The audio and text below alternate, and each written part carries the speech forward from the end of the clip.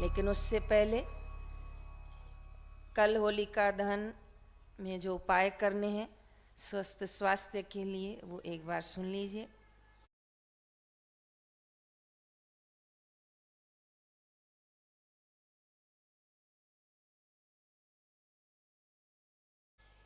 होली का महान पर्व नए साल से ठीक 15 दिन पहले आता है।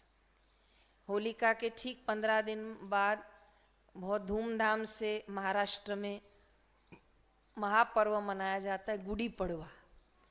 और सनातन धर्म के हिसाब से हमारा नया वर्ष प्रारंभ होता है, जिन्हें कहवाए विक्रम संवत। सिंधी में इसको बोलते हैं चेटी चंड। 9 साल सिंधियुनि जो भी चेटी चंडनी शुरू थींदो आहे। तो ये महापर्व 15 दिन बाद आएगा, लेकिन उससे 15 दिन पहले जो ये पर्व आता है इसका नाम होता है होली। अर्थात जो पिछले साल में हो गया सो हो गया, अग्नि जलाओ और जो कुछ सड़ा गला पुराना है, जो द्वंद है, द्वैत है, अज्ञान है, अहंकार है, वो सब अग्नि में डाल दो। इसलिए 15 दिन पहले अग्नि जलाकर ऋतु परिवर्तन के इस महापर्व को मनाया जाता है। तो नवीन वर्ष का स्वागत 15 दिन बाद होगा और अभी पुराना संवत जो है वो इसमें संपूर्ण हो जाता है। अब 5-7 प्रयोग होलिका के सुन लें। छेद वाले गोबर के जो उपटन आते हैं, क्या बोलते हैं आप लोग? हाँ, चौरस में भी आता है, गोल भी आता है।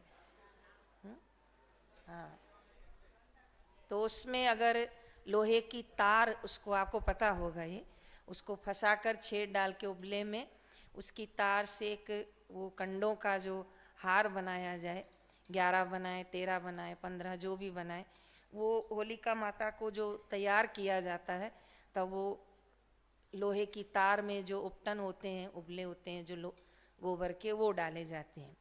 जिनको रोग बीमारी बहुत सताती हो वो लोग बहुत छोटा सा उपाय करें कि सरसों होती है काली, वो अपने माथे पर कल 7 बार क्लॉकवाइज एक मुट्ठी में ऐसे करके कागज में रख दें। फिर होलिका दहन हो जाए तो प्रार्थना करके वो काली सरसों उसमें डाल सकते हैं। जागरण का विशेष महत्व रहेगा। चंद्रमा की किरणों में कुछ देर बैठें। जिनका मन बहुत खराब रहता हो वो कच्चे दूध में पानी डालकर चंद्रमा को अर्घ्य दें। बैठकर सामने थोड़ी देर जप करें तो भी बहुत अच्छा होता है। और अग्नि के 5 फेरे फिरें तो हाथ में एक लोटा लें और वो जल गिराते गिराते दूरी पर उसकी परिक्रमा करें। कल कुछ और करें या न करें, पर एक नारियल कल होलिका माता में जरूर डालना चाहिए। और संभव हो तो कुछ प्रसाद रूप में वापस मिल जाए तो ठीक है। सिक्के भी कहते हैं डालने चाहिए, फिर वो सिक्के सुबह निकाल लेने चाहिए। जिनका स्वास्थ्य अच्छा नहीं रहता हो, मैंने बताया कि काली सरसों या काले तिल डाल सकते हैं। जिनका बीमारी पीछा नहीं छोड़ती हो वो हरी इलायची और कपूर ये दोनों मुट्ठी भर लें, 7 बार उतारा करके डाल दें। और जिनका कारोबार नहीं चलता हो वो भी पीली सरसों, एक काली सरसों होती है और एक पीली सरसों होती है। जिनका कारोबार ठप पड़ा हो, कल जिसके भी मन में ये भ्रांति हो ना कि किसी ने मेरे को कुछ, देखो कितनी अच्छी आवाज आई,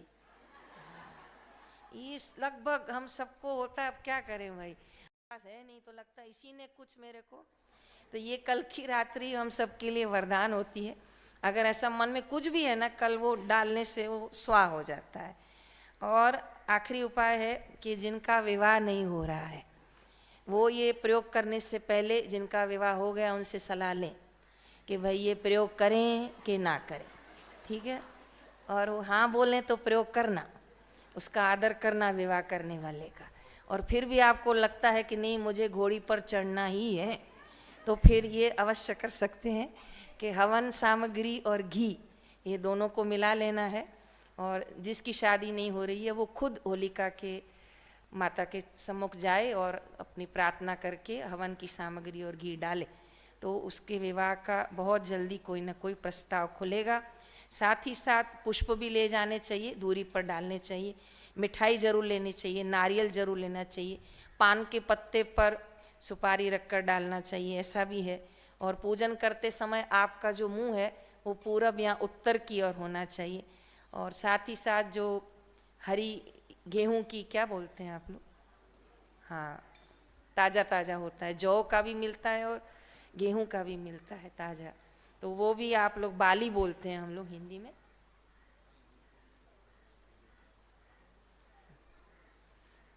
तो इस प्रयोगों को आप कर सकते हैं।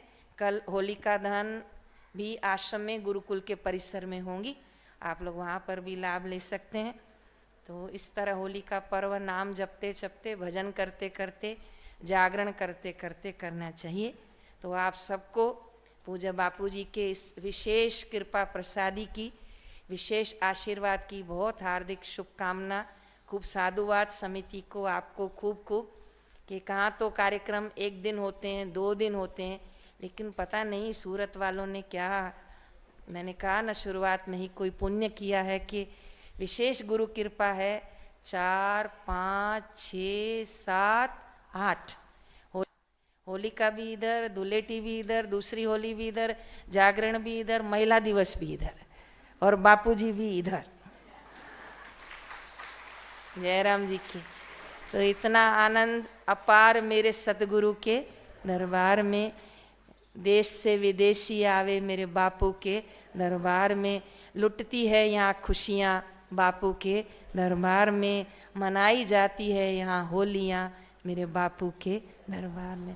तो ऐसी कृपा बापू सदैव हम सब पर बरसाते रहें।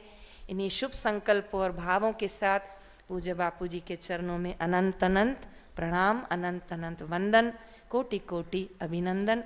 होली का भजन कल सुनाऊंगी। आज छोटा सा प्यारा भजन गा के बापू जी के सत्संग का लाभ लेते।